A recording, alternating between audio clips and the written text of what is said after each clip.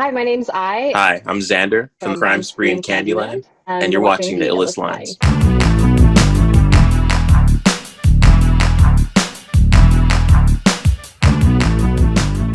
Lines. Hey, what's good, everybody? This is Daniel Anthony, and you are watching the Illest Lines, where we discuss specific lines from certain songs. And today, I have two members of a group called Crime Spree in Candyland. So welcome. I thank you guys for being here. So real quick, since it's just you two right now, how many members are in the group? There are 4 people in the band. Okay, and what are their names? Well, there's me, Xander. I'm also on right now. There is Danny, and there is Kenneth. Awesome. Well, shout out to Danny and Kenneth. But I have a major question. I'm pretty sure you've been asked this before, but where did the name Crime Spree in Candyland come about? It came about when I was trying to come up with some band names. I've come up with quite a few, as I'm sure I can attest, where I was just trying to go with like a certain kind of word flow. Usually I use words that have start with the same consonant, and for whatever reason, that one in particular seemed like it clicked, and I just went with it. Had it for quite a while. Started another band with the same name, and never really put out any music. Okay. So came back around to it a couple years ago. Got you. So there's no deeper meaning in regards to, the crime spree or the Candyland part? Well, it was a good sounding name that I think once you remember it, you will remember it. But also I just thought it would be funny if there was a crime spree in Candyland. Right.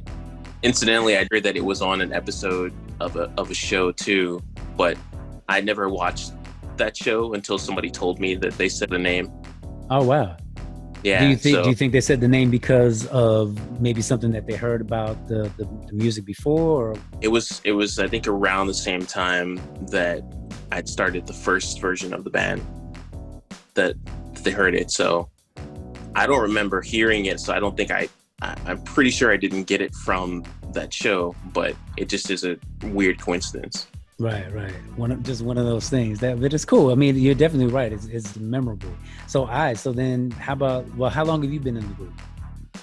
I kind of joined. I've been working with Xander musically for years, but we haven't formally been like in a band very often. This, I would say, is maybe the second time we've actually I've joined the band. Oh. Usually I'm kind of more like guest appearing on Xander's work, but I really love this music and I really wanted to be a part of it. So it's been a great opportunity. So I've just been playing with Xander and working on stuff maybe this past year. Oh, okay. Yeah. So then coming into the group, how did you, because, sometimes, people have a tendency, I used to be in a group as well, just a regular singing group, not like a band, but sometimes people have a strong feeling about the name. So did you have any kind of reservations about it, or were you just like, oh, okay, let's run with it? No, it's a fun name. And I mean, if you say Crime Spree in Candyland, all you can do is, I just have all these images. So you're just seeing the game. For me, it's like the game Candyland. And I'm just seeing all these little gingerbread guys and stuff doing crazy things. So it's fun. Wait, say that again, Xander? No, I said that's great for imagery, right? Most definitely. That's hilarious. So as far as the other members, how long have they been in the group with you? Well, this version of the band, it basically everybody except for me has only been in the band about this year. And do you feel like it was pretty easy going into everything that had to do with going into it with these new members? Yeah, I think it came together pretty organically. Like I said, I've known her for years, so I've wanted to be in a band with where we consistently worked on music, because I always love her style and what she brings to a song in general, because we worked on quite a lot of songs. I mean, I think I has a folder of Xander songs where I do. So it's kind of like, for me, it was kind of a little bit of my wish list of who would I want to be in a band with, getting my real chance to kind of form it my own way, or basically again. So I was one of my top choices to be in the band. Kenneth was introduced to me by my wife, and Danny was in a band. Sorry, that Crime Spree Candyland played with, and he and I have a pretty good connection. So I felt like it all came together. That's good. I have to say that we started so we were more of a recording project at first, so we didn't play so much live, so people kind of did their parts separately. So once, I hadn't really met the rest of the members, so once we started rehearsing together, actually it was right at the beginning of the whole pandemic. So I hadn't met these guys, and the first few times, we were all wearing masks. We still wear masks, but I had never really seen their faces. Oh, wow. And I realized how odd it was to play music and have a mask covering, your face. So you can't really, when we're playing, you have to communicate, right. And you do that with facial expressions, but we didn't have facial expressions except for our eyes. Right. Which then I realized when I'm looking into someone who I don't know very well and I'm staring into their eyes, that it's very intimate and feels vulnerable, Right. Yeah. And that's important to be able to see that. I mean, that saying, when the eyes are the windows to the soul, is Mm-hmm. definitely a right on point, an apropos statement, if you will. But now I can imagine how difficult that must have been, but just to be able to still go into it with the hopes that you're going to come out of it with something good, that obviously had to be on your guys' mind at that time too, right? Yeah, that definitely was. It was a lot more of a, like I said, a lot more of a recording project at first, where the majority of the song actually were everything except for the singular parts that everybody added to it. And I'll speak for I.'s part. What she added to the songs added so much that's when I started thinking that instead of just asking her to help on certain songs, she should just be in the band. Of course, if she wanted to, I didn't want to force the issue, but asking instead of just saying, being scared to say, hey, I don't want to scare you away, but would you like to do more of these songs? Right. And that's definitely an important thing as well too, recognizing that there's something in someone else that can not just add to you from time to time. It's Exactly. kind of like a marriage. I mean, you've been married for how long again, Xander? Almost 2 years. Wow. Yeah. And it's definitely kind of like a marriage in itself, right? Because you still have to make sure that the relationship between you guys stays a certain way. You guys might have issues here and there, just like being like a married couple, but you got to have those moments where you're able to say, you know what, I know that we all have a role to play, and it's to make the best out of this situation in regards to the music, the meaning behind the music, what direction we're going to go, because I'm sure everyone has input for everything. Yeah, for sure. Everybody has, a chance to voice their opinion on what they think. We just experienced this a little bit more as we went back into the studio to record a new song. So everybody contributed, and then some people had we would listen to it again, and we're still trying to work on that song in a collaborative way. Right. Yeah, it's definitely important to make sure that you guys are on one accord. And like I said, same thing with a marriage. You have to be able to walk hand in hand with that, and knowing that there's a specific goal that you're headed towards. So I got to say, in regards to the type of music that it is, I don't know about you guys, but for me, the vibes I got. Are you singing, Xander? Yes. Right. Okay, that's what I thought. Whatever effect it was that you used just took me back to, Depeche Mode days and whatnot. So it was definitely awesome to hear that, because I think that being a brand new band, there's obviously some influences that are going to come out. You know what I'm saying? So my question to you guys would be, what were your influences coming up as far as, pre-Crime Spree? I'll let I go first on this one. Oh no, really? Put you on the spot. Oh my gosh. Well, my influences are probably so many that it's so hard to really list. But I'll just say Right. that I'm a fan of music. All Yeah, I right. also like Depeche Mode, but Right.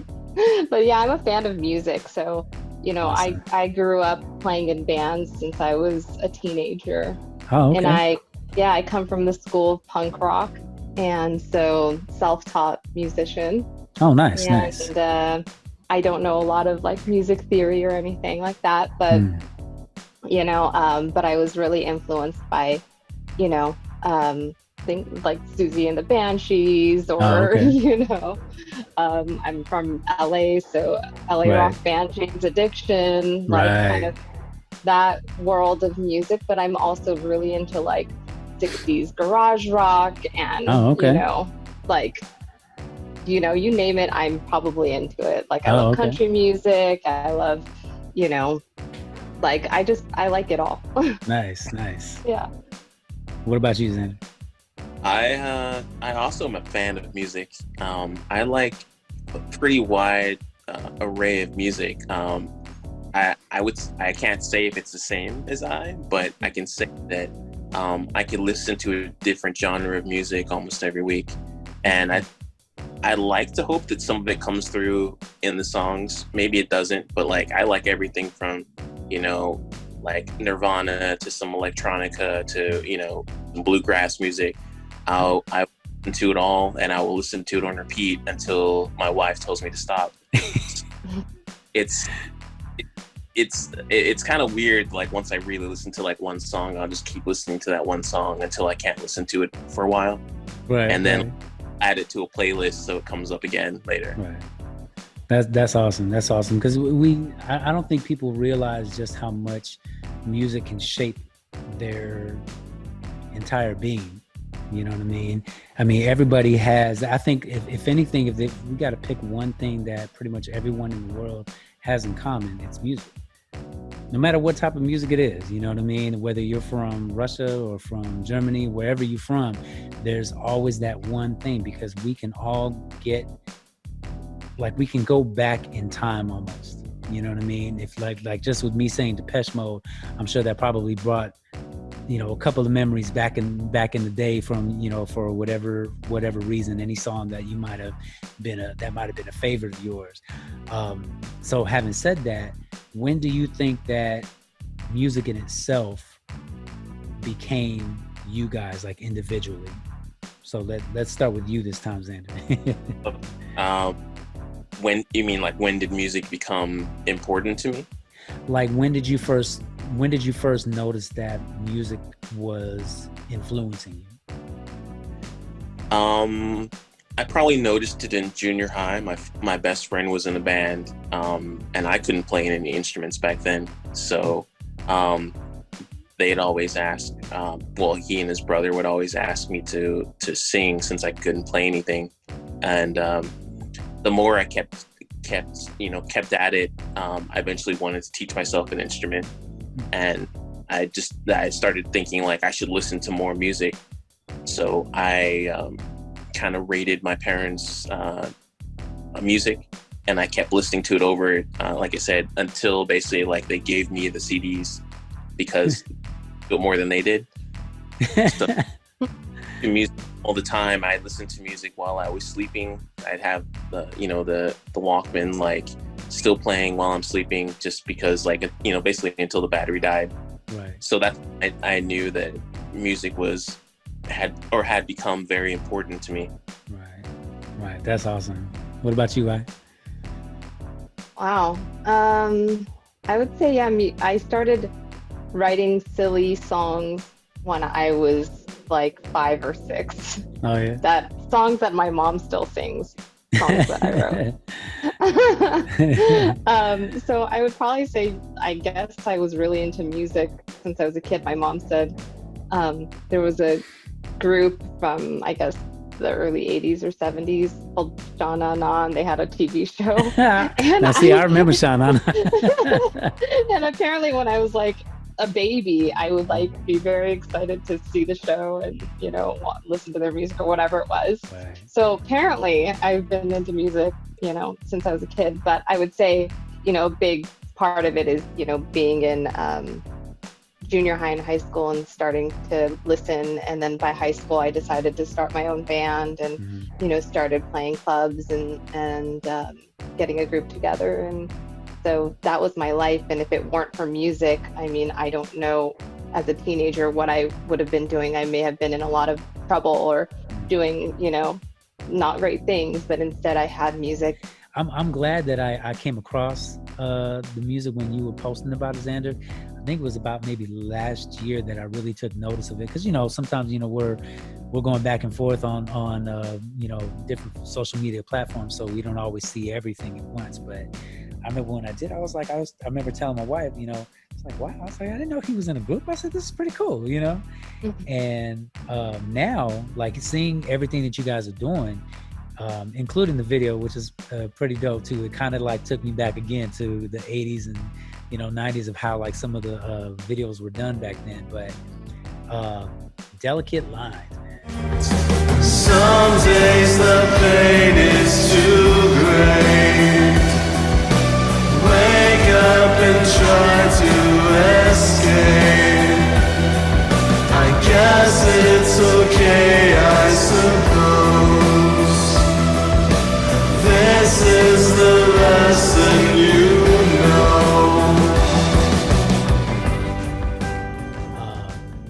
I'll admit, because this kind of music is not necessarily something that it's my go-to. I had to admit it was surprising to me to actually feel something more than I expected. You know what I'm saying? But the song in itself, if you had to sum it up into a small sentence, what would you say Delicate Lines is about? So the short version? Sure, yeah, short version.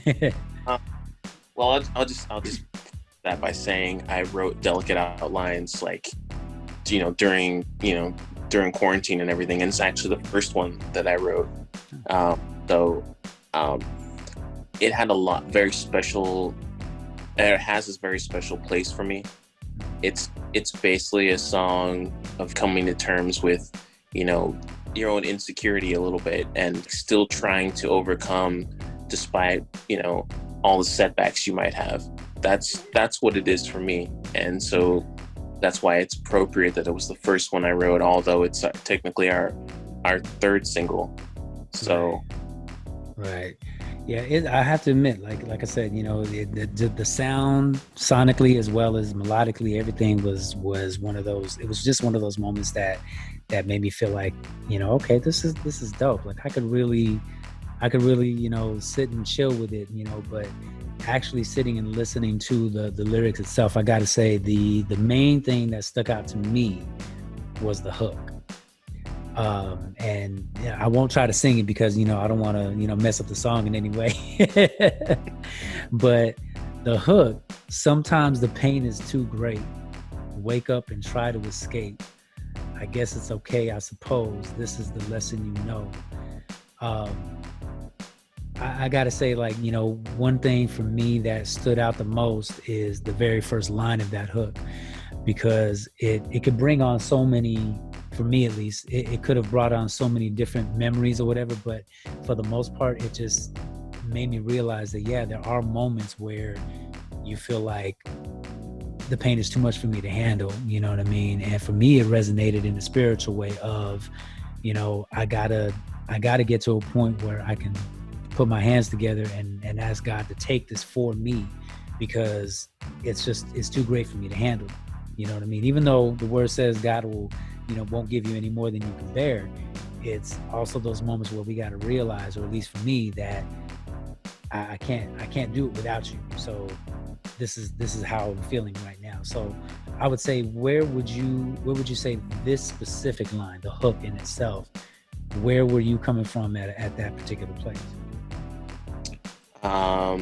Sometimes, I'll say when you feel a sense of letdown, or you feel a sense of like, maybe it's better to just give up, because that way, you won't feel, and well, it doesn't necessarily have to be physical pain, but like feel a sense of pain.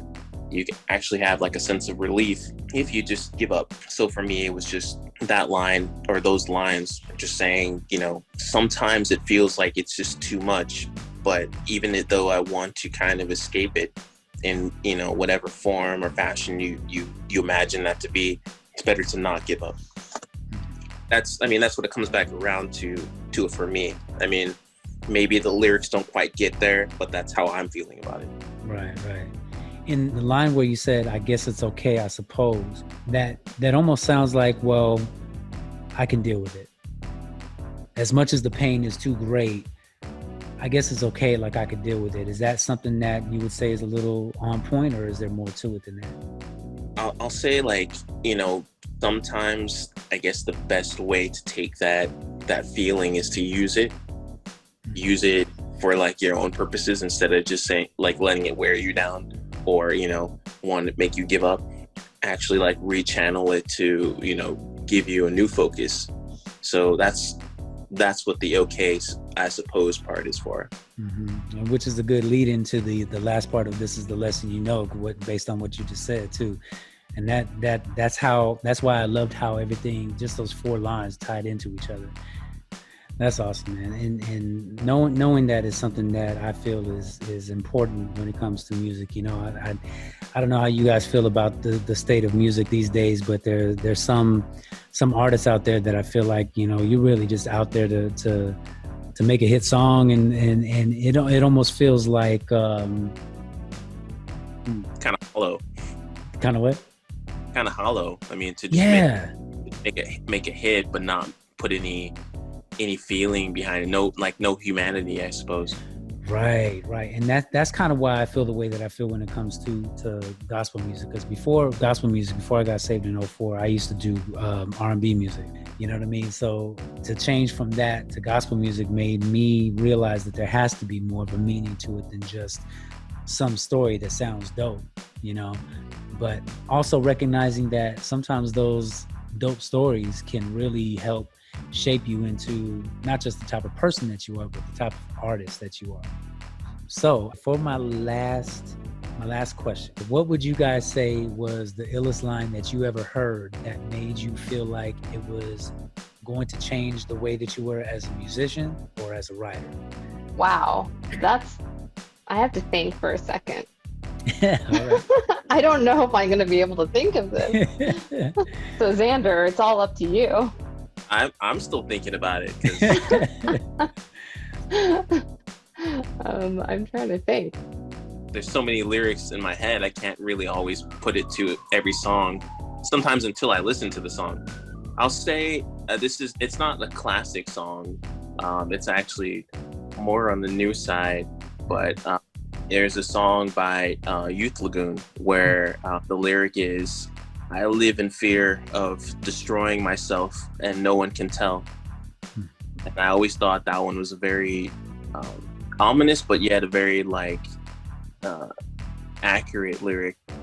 Basically like, you never know how self-destructive you can be, and you kind of can live in fear of destroying yourself, or you can just kind of let it go. I mean, I can't say for certain what exactly the point of that certain lyric is, because I didn't write it, but it definitely sticks with me. Wow. That's a really deep couple of lines too. I mean, something that comes to mind is when I was a teenager, there was a big underground movement of music called the Riot Grrrl movement, which was like, I think the second or third generation kind of like, feminist kind of movement. Oh, gotcha. And there were a lot of these bands, and there was a band called Babes in Toyland, and a lot of their lyrics, though some of them may not be appropriate to say, but the intention behind it was to, which I really resonated with at that time, which was to, especially when there weren't that many females playing instruments and playing clubs and doing all of that, their message was that, yes, as women, we can do just as good and, play music out as much as the guys can, you know? And so that really spoke to me. And that was a huge influence. Right. Their lyrics and their music was an influence for me at that time. Gotcha. So pretty much anything that they put out was the illest line for you. Yeah. And that's cool, Yeah. you know, because we have the one thing that I love about people in general is our ability to relate to our differences.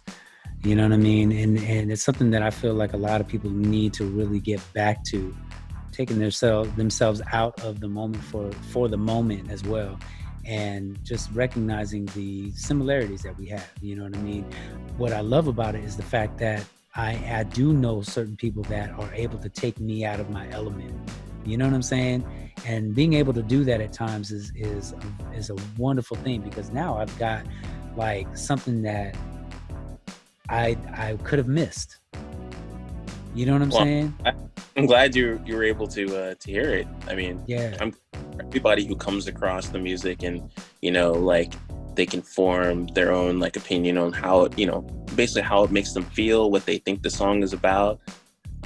That's an incredible feeling as an artist, just to give somebody a feeling, like even if they don't remember the song. Right.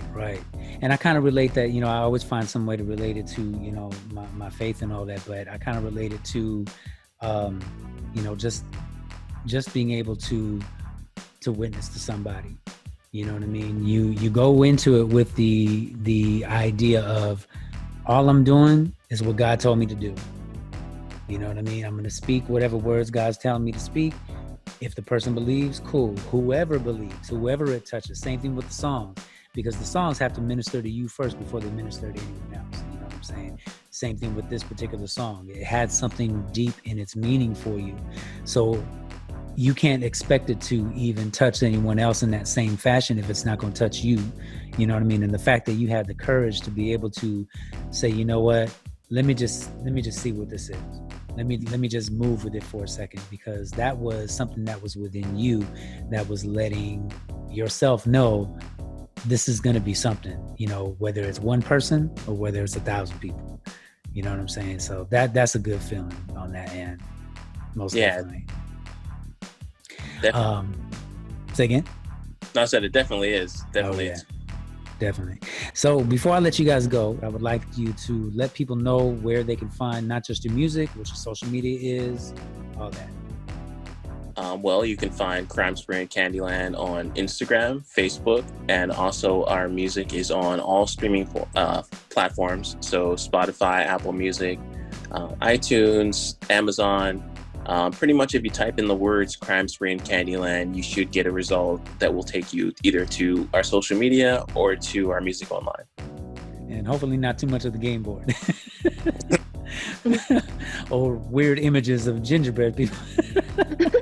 You just type in Candyland, but if you type in Candyland, that's right. Most definitely. Well, I appreciate you guys being on here with me and allowing you know, whoever sees this to be able to get in touch with you guys in that way as well. So I.AM.D. is you guys' new single, right? No, Delicate Outlines is the newest single. We have one more single coming out before the album comes out in December. So we have one more coming out in November, which is called Goner. Oh. So that'll be streaming November 24th. And nice. also, okay. November 24th is my daughter's birthday, so that's a good date right there. Well, awesome. Well, again, I thank you guys. Definitely, please, you know, give our regards to Kenny and Danny. Hopefully, next time we'll be able to meet them as well. But shout out to them as well. And I appreciate you guys, your time. If you guys need anything from me at all, just hit me up. Okay. All right. Thanks for creating a space to talk about music. Oh man. Yeah. Thank you. Thank you for being a part of it. I appreciate it as well. Yeah. Thank you. Thank you for having us on here. We really appreciate the opportunity.